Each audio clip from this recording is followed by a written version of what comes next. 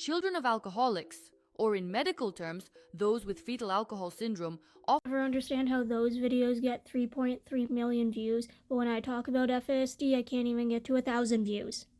Now I have to debunk all the information she said that was wrong. Yay! So fetal alcohol syndrome is one type of 5 types of FASD in the States.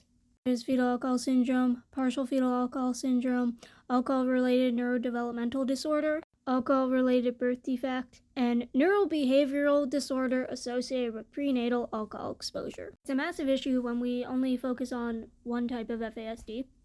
Our society loves to talk about disabilities that are visible, which fetal alcohol syndrome can be visible.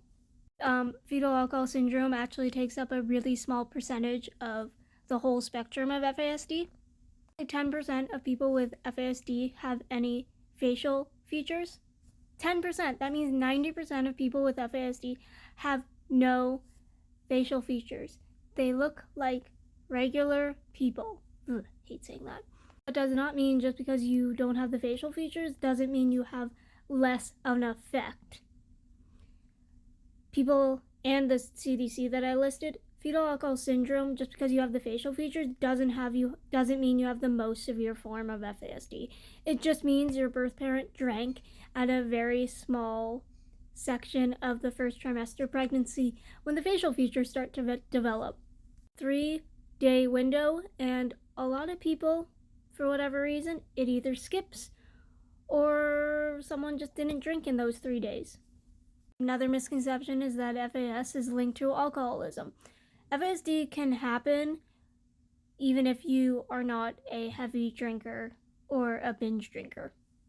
FASD can also happen in the start of the 3 weeks of pregnancy, which means if you didn't know you were pregnant between like 3 weeks, 6 weeks, or a little bit more, FASD can happen. And that doesn't mean you were an alcoholic, and that doesn't mean you were a bad parent. Oh, you can also outgrow said facial features. 10% is even less, because that 10%, some of those kids just outgrow those facial features as they get older. Use this even more, the Canadian guidelines and diagnostic criteria for FASD doesn't look at the types anymore. We threw the types in the trash. So technically, me having fetal alcohol syndrome as a diagnosis is not valid anymore. Diagnostic criteria and diagnosis would now be in 2026 fetal alcohol syndrome with essential facial features, or someone who doesn't have the facial features, FASD with non-essential facial features. Okay, bye.